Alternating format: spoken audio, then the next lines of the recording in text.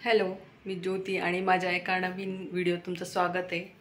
तर आज मी डाळ तांदळाची खिचडी बनवणार आहे आणि ती रेसिपी तुमच्याशी शेअर करणार आहे कशी बनवते. तर चला बघू. एकदम अगदी साध्या सोप्या पद्धतीने डाळ तांदळाची खिचडी बनवायची. तर चला व्हिडिओ स्किप न करता बघा. तर खिचडी बनवण्यासाठी कोणतीही डाळ वापरू शकतो, मुगाची किंवा तुरीची. तर इथे मी आज तुरीची डाळ वापरणार आहे आणि त्यात ज्या भाज्या माझ्याकडे आहेत त्या मी टाकणार आहे. टॅमॅटो, फ्लावर आणि त्यामध्ये एक वांगंही टाकते, 1 ते 2.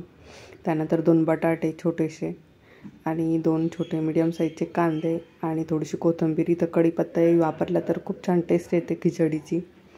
आणि त्यानंतर सर्व भाज्या मी अशा व्यवस्थित कट करून ठेवल्या आहे. तर अद्रक आणि लसूणही कुटून घेतलं आहे पेस्ट न करता. आणि थोडीशी इथं शेंगदाणे वापरते. आणि त्यानंतर छोटी वाटी भरून मी इंद्रायणी तांदूळ घेतले आणि त्याच वाटीने थोडेसे तुरीची डाळ घेतली आहे आणि त्यामध्येच मी छोटेसे बारीकवाले सोयाबीन टाकले.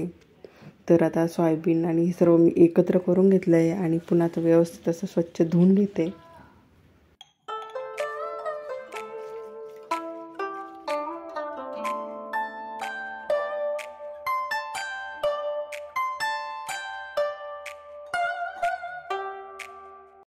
आणि गॅसवर आता कुकर ठेवला आहे आणि कुकर ठेवल्यानंतर त्यात 2 चमचे मी तर तेल टाकून घेणार आहे.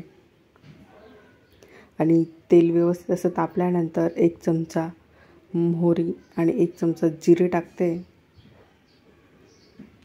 आणि जिरे आणि मोहरी व्यवस्थित असे तेलात तडतडल्यानंतर इथं मी शेंगदाणे टाकून घेते. शेंगदाणे थोडेसे असे तेलात व्यवस्थित तळले ना तर त्याची टेस्ट छान लागते.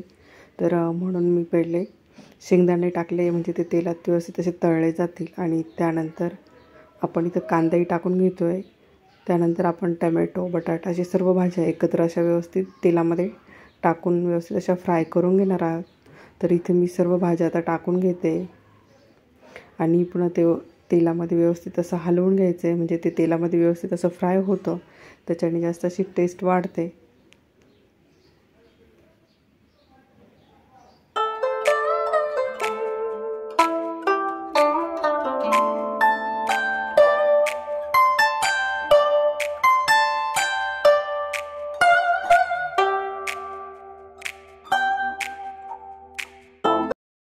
तर सर्व टाकलेल्या भाज्या व्यवस्थित अशा तेलात फ्राय झाल्या आहे. त्यानंतर मी इथं अद्रक आणि लसणाचा जे आपण कुटून घेतलेलं होतं तेही मी इथं टाकलं आहे आणि पुन्हा व्यवस्थित असं तेलात फ्राय करून घेणार आहे.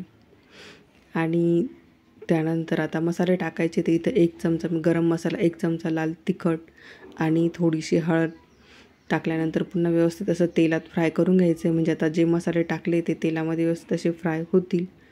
आणि त्यानंतर मग आपण अंदाजानुसार पाणी टाकणार आहोत. तर इथं मी 2 ग्लास पाणी घेते, कारण डाळ तांदूळ किती आहे त्या अंदाजानुसार इथे पाणी टाकायचे. तर मी इथं 2 ग्लास पाणी टाकते. आणि त्यानंतर इथं थोडीशी कोथिंबीर टाकून घेतली आहे. आणि कोथिंबीर टाकल्यानंतर आता इथं आपल्याला 2 चमचे मी मीठ टाकते. मीठही अंदाजानुसार टाकायचं आहे, किती आपण खिचडी बनवणार आहे किंवा किती डाळ तांदूळ आहे त्यानुसार. आणि त्या पाण्याला छान अशी उकळी आल्यानंतर आता धुतलेले जे तुरीची डाळ आणि तांदूळ आहे तर तेही मी टाकून घेते. तर छान असं व्यवस्थित मिक्स केल्यानंतर आता 3 ते 4 शिट्ट्या आपण घेणार आहोत.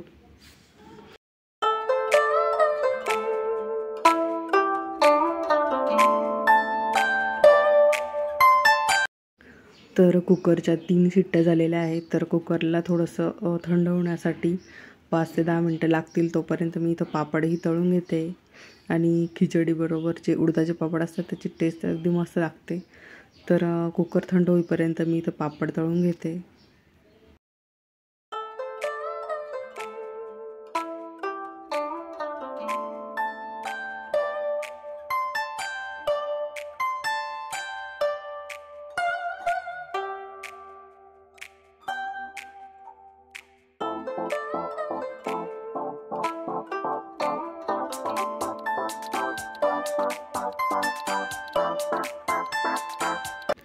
आणि 10 ते 15 मिनटानंतर कुकरही व्यवस्थित असं थंड झालेला होता. तर तुम्ही बघू शकता अगदी मस्त अशी आपली तुरीच्या डाळीची आणि तांदळाची खिचडी छान अशी तयार झालेली आहे. तर इथे अशी मोकळी जर पाहिजे असेल तर तुम्ही इथं कमी पाणी टाकलं ना तर अगदी छान मोकळी खिचडी तयार होते. पण मला थोडीशी अशी चिकट हवी होती म्हणून मी थोडंसं पाणी जास्त टाकलेलं होतं. तर अशा प्रकारे मस्त आपली तुरीच्या डाळीची आणि तांदळाची खिचडी तयार झालेली.